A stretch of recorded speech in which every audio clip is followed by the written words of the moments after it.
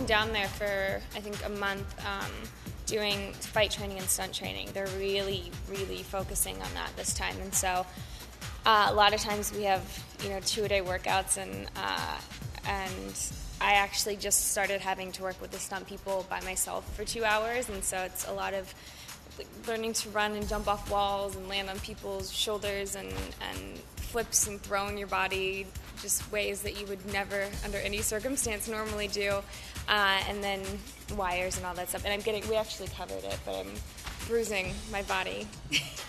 It's horrible, but it's been fun. It'll look really, really good by the time we finally get to the fight sequence, because in Eclipse, that's kind of the main thing, is that we have to fight this newborn vampire army, and so they're trying to make us look like we know what we're doing.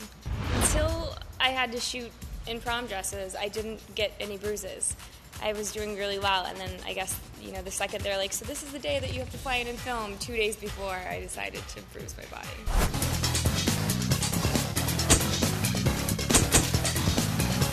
I'm just finally getting to a point where I get to do covers and things like that, so it's really exciting.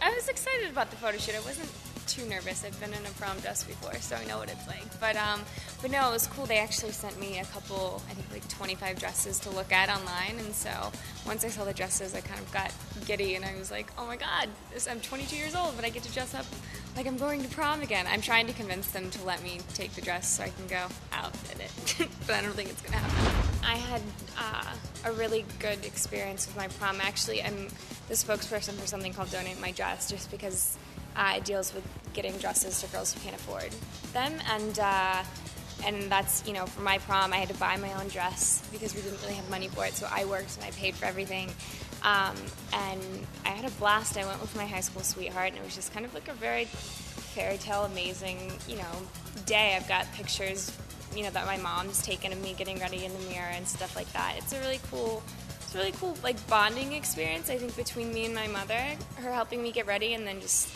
it's one of those things that unless you're a 16-year-old girl, you don't get how important it is.